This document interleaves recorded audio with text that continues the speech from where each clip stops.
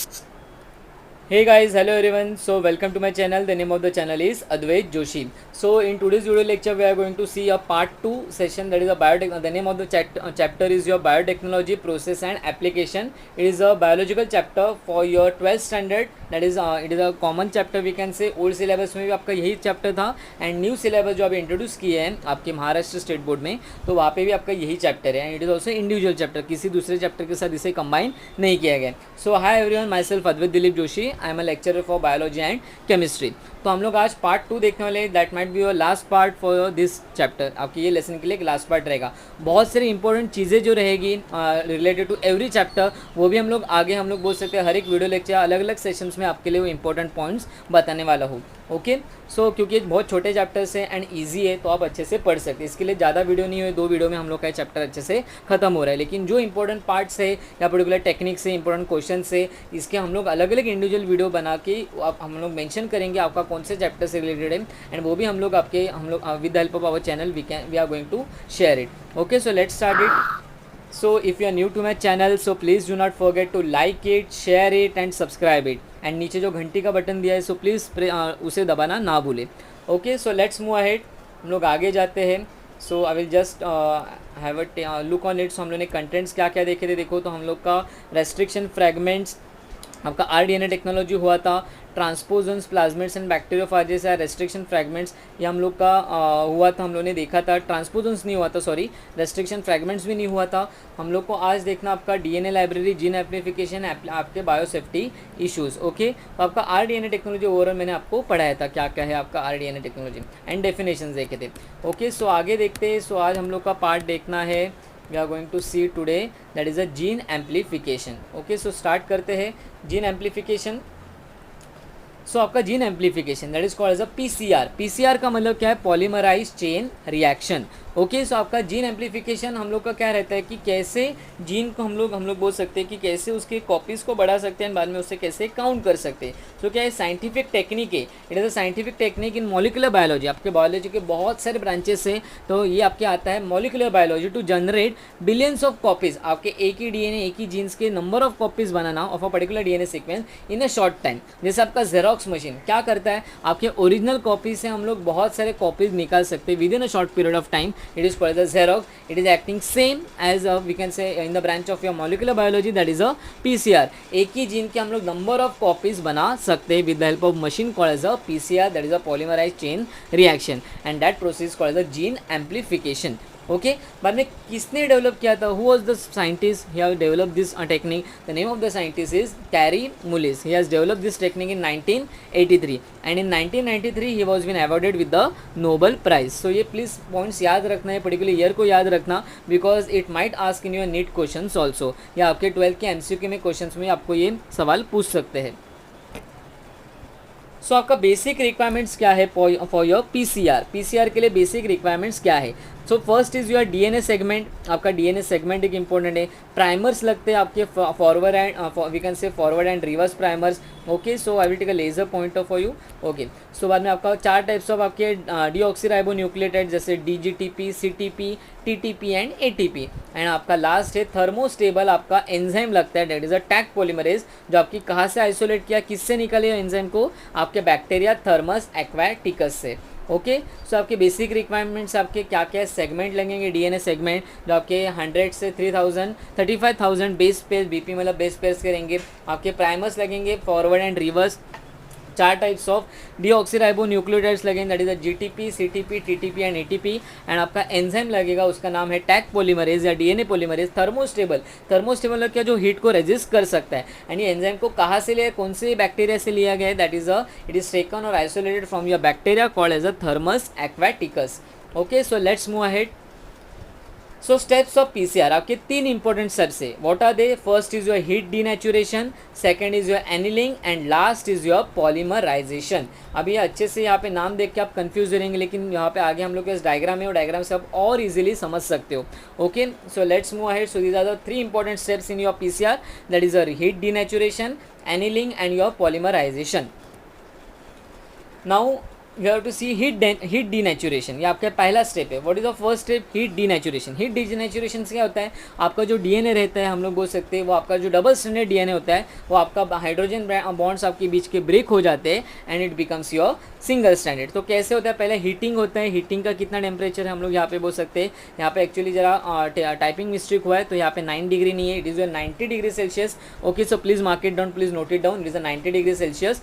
दाने यहाँ पे क्या है आपकी, इसकी वजह से क्या होता है, जो आपके डीएनए जो डबल स्टैंडर्ड रहते हैं, बीच में आपका हाइड्रोजन बॉन्ड से आपके जॉइंट रहते हैं 2 strand, it becomes your single standard. Okay, बाद में आपका सेकंड स्टेप क्या है, एनिलिंग. एनिलिंग का टेम्परेचर कितना है, 55 डिग्री सेल्सियस. यहाँ पे क्या होता है, आपका एक प्राइमर आगे लगता है फॉरवर्ड एंड एक प्राइमर आपका पीछे लगता है, that is called as a reverse. ये आपका इंपॉर्टेंट रोल प्ले करता है.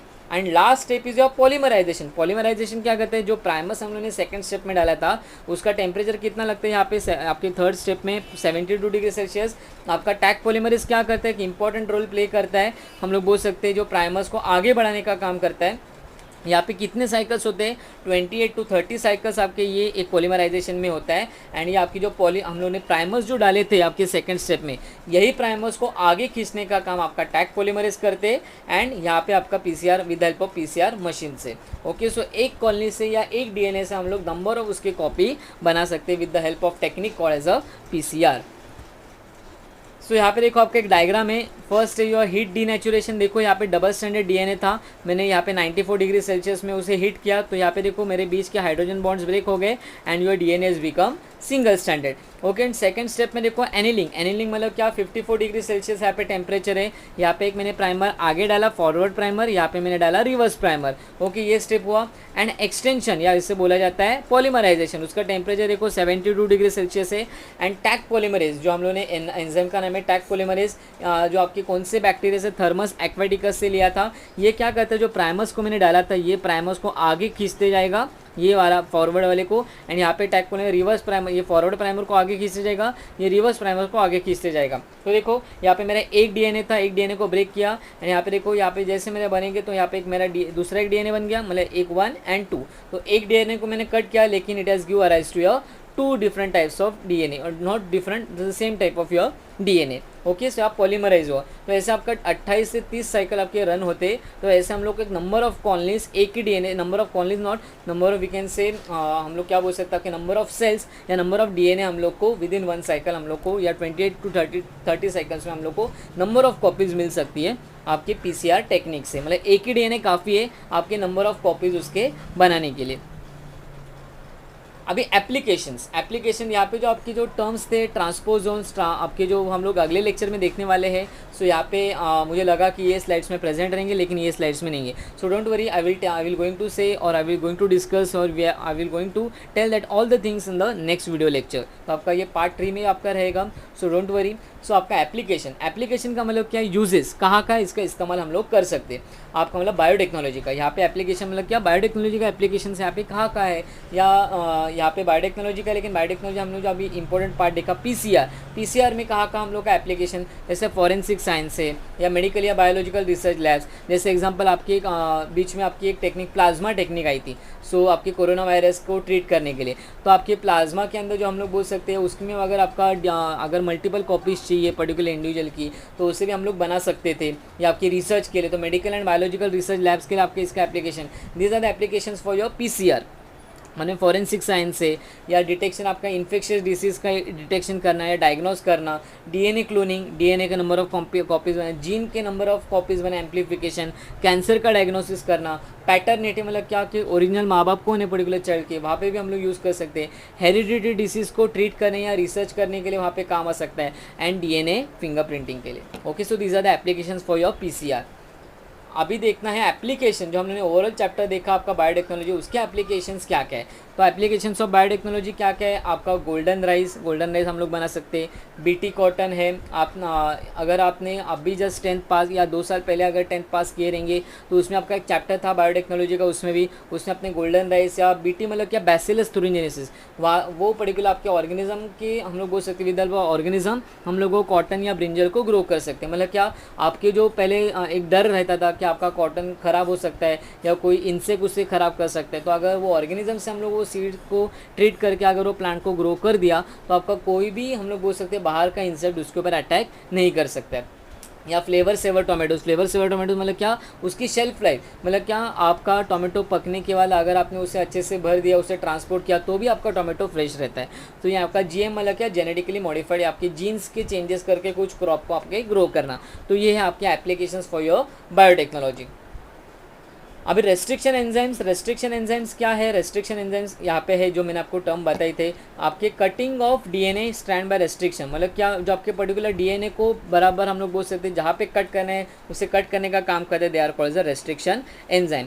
इसके बारे में किसने डिस्कवर की थी? आपके जो Stewart Linn and Werner Arber, ये इन्होंने साइंटिस्ट थे, two scientist who isolated two enzymes in 1963। तो उसी इसके वजह बाद में रेस्ट्रिक्शन एंजाइम की खोज चालू हो गई। टू न्यूक्लियसेस, न्यूक्लियस आपके दो प्रकार के रहते हैं, एंडो एंड एक्सो। एंडो मतलब क्या, जो बराबर आपके ये एंजाइम क्या, एंजाइम के आपके दो टाइप है, एंडो एंड एक्सो। एंडो मतलब क्या, cuts at specific position, and endo का मतलब आपका अंदर, एक्सो मतलब क्या, बाहर, that removes your nucleotides from the ends of DNA. And Escherichia coli, यहाँ पे क्या आपका इको R1 मतलब क्या, एस्चेरिशिया कोलाई। एंड हिम3 मतलब क्या, आपका हीमोफिलियस इन्फ्लुएंजा। ओके, सो आपके एंजाइम्स के हम लोग बोल सकते हैं ये ऑर्गेनिज्म से हम लोग ये एंजाइम को आइसोलेट कर सकते हैं। आगे इंपॉर्टेंट टर्म्स जो मैंने आपको बताए थे, ट्रांसपोजन्स, मुझे लगा वो आपके ये स्लाइड में नहीं है लेकिन it is present in this slide. So आपके ट्रांसपोजन्स एंड प्लाज्मिड। ट्रांसपोजन्स क्या है, लेकिन तो भी हम लोग एक वीडियो लेंगे इसके बारे में कि और अच्छे से आपको डिटेल में समझ जाए। या गोल्डन राइस का एक पार्ट था, गोल्डन राइस क्या होता है, तो वो भी अच्छे से आपके अगले वीडियो लेक्चर में हम लोग इसी का कंटिन्यूशन पार्ट रहेगा, that will be a part 3। Okay, so transposons, plasmids क्या रहते हैं, व्हाट आर योर ट्रांसपोजोन? आपके कुछ नहीं, डीएनए की सीक्वेंस रहते हैं जो क्या करते हैं, कैन मूव और transpose themself with new position within a genome of a single cell. मतलब क्या, आपके ट्रांसपोजन्स क्या होते हैं, आपका एक पर्टिकुलर छोटा सा डीएनए का एक सीक्वेंस या पार्ट रहते हैं जो आपके नए पोजीशन में जा सकते हैं एक से, या उसे हम लोग उसे जंपिंग जीन भी उसे कहा जाता है, आपके एक ही सेल के अंदर। These are called as a transposons. Plasmid क्या है आपका, प्लाज्मिड एकदम छोटे, स्मॉल, एक्स्ट्रा क्रोमोजोमल, एक क्रोमोजोम ज़्यादा है, एंड डबल स्टैंडर्ड भी है, and circular forms of DNA, and जो रेप्लिकेट केस, रेप्लिकेट मतलब क्या, नए कॉपीज आपके ऑटोनोमसली मतलब क्या, खुद के खुद बना सकता है। These are called as a plasmids. अभी बायोसेफ्टी इश्यूज़ क्या क्या है, आपके genetic engineering and approval committee, मतलब क्या, कभी भी अगर कोई हम लोग ड्रग बनाते हैं, ड्रग मतलब आपका मेडिसिन जब भी बनाया जाता है, या हम लोग बोल सकते हैं कि या कुछ रिसर्च होता है, तो आपकी जेनेटिक इंजीनियरिंग अप्रूवल कमेटी का उससे पहले ग्रीन सिग्नल मिलना चाहिए। या जैसे अभी दवाई जैसे एक बार बनती है, उसे बहुत सारे ट्रायल्स से गुजरना पड़ता है, जैसे ह्यूमन ट्रायल्स रहते हैं, क्लिनिकल ट्रायल्स रहते हैं, एंड बाद में एक बार अप्रूवल मिल गया, बाद में हम लोग वो पेशेंट्स के ऊपर टेस्टिंग कर सकते हैं। लेकिन अभी का हम लोग जो देख रहे हैं, कोरोना वायरस के ऊपर बहुत सारी दवाई बन रही है, लेकिन अभी का एक पीक आवर है कि यहाँ पे हम लोग कोई पेशेंट्स के ऊपर, तो आपके पास जो अभी लाइव पेशेंट जो है हम लोग बोल सकते हैं, जो आपके हॉस्पिटल्स में प्रेजेंट है, उन्हीं के ऊपर टेस्टिंग करके हम लोग नए रिजल्ट से अच्छे रिजल्ट हम लोग पा सकते हैं।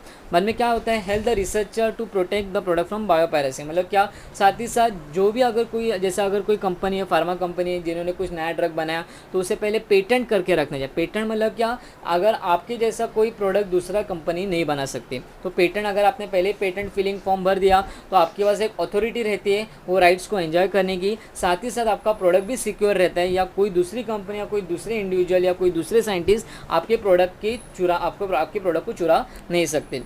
सो help the research to protect the product from biopiracy. साथ ही साथ बायो पेटेंटिंग, मतलब जो भी चीज़ है, जब भी हम लोग कोई भी रिसर्चर्स कोई रिसर्च करते हैं, तो उन्हें पेटेंट का भी फॉर्म साइड बाय साइड भरना चाहिए, एंड पेटेंट फिलिंग भी करना चाहिए, क्योंकि उनके कोई भी अगर हम लोग बोल सकते हैं उनके टेक्निक से, उनके प्रोसेस से, तो उसे कोई भी हम लोग कॉपी नहीं कर सकते। तो हेल्प्स इन बायो पेटेंटिंग, जैसे basmati rice of variety of India, मतलब बासमती राइस जो आपकी राइस वैरायटी इंडिया की, वो आपकी इसके लिए उन्होंने पेटेंट लिया था आपके यूनाइटेड स्टेट्स ऑफ अमेरिका ने, एंड उसे नाम दिया था टेक्समती। मतलब उन्होंने क्या किया, एक बासमती का एक राइस की वैरायटी ली, एक सादे राइस की वैरायटी ली, उसे कंबाइन किया RDNA टेक्नोलॉजी से, एंड उसे नाम दिया टेक्समती, एंड उसके ऊपर वो पेटेंट लेना चाहते थे। लेकिन इसमें हम लोग बोल सकते हैं इंडियन जुरिडिक्शन में, या इंडियन कोर्ट या इंडियन नेशन, हम लोगों ने एक केस इसके ऊपर हम लोगों ने अपील किया था इनके बारे में कि ये राइस वैरायटी तो हम लोग क्या ग्रो होती है, तो ये कैसे पेटेंट लगा सकते हैं, एंड इनके लिए हम लोग बोल सकते हैं हम लोग का जो कंट्री है इंडियन कोर्ट, ये केस में हम लोग जीते थे। ओके, साथ ही साथ आपका टर्मरिक या मार्गोसा प्लांट, बहुत सारे आपके टर्मरिक के ऊपर भी पेटेंट लगाना चाहते थे, बाकी के जो, लेकिन ऑलरेडी हम लोग की जो ट्रेडिशनल मेडिकल सिस्टम है, आयुर्वेदा है, सिद्धा है, यूनानी है, तो वहाँ पे टर्मरिक का तो पहले से यूज़ हम लोग को मालूम है, दैट इज़ एंटीसेप्टिक यूज़ है। तो उसके लिए भी बहुत सारे बाकी के कंट्रीज उसके ऊपर पेटेंट आइलैंड लेना चाहते थे लेकिन वो हार गए, एंड इंडियन कोर्ट हम लोग बोल सकते हैं हम लोग का जो कंट्री है वो उसके ये केस में भी जीत गए। ओके, या और एक है okay, so if again you are new to my channel, so please do not forget to like it, share it and subscribe it, and please press the bell icon button so that you can get the latest notification about my videos, and comment section में comment लिखना भी ना भूले। And और जल्दी भी हम लोग और एक तीसरा वीडियो भी बनाने वाले हूँ जहाँ पे मैं आपको और कुछ ज़्यादा इन्फॉर्मेशन देने वाला हूँ आपके गोल्डन राइस या फ्लेवर्स और टोमेटोज या साथ ही साथ ट्रांसपोजन्स और ये सब टर्म्स आपके क्या होते हैं। Okay, so till then stay tune and keep watching. Thank you, have a good day ahead.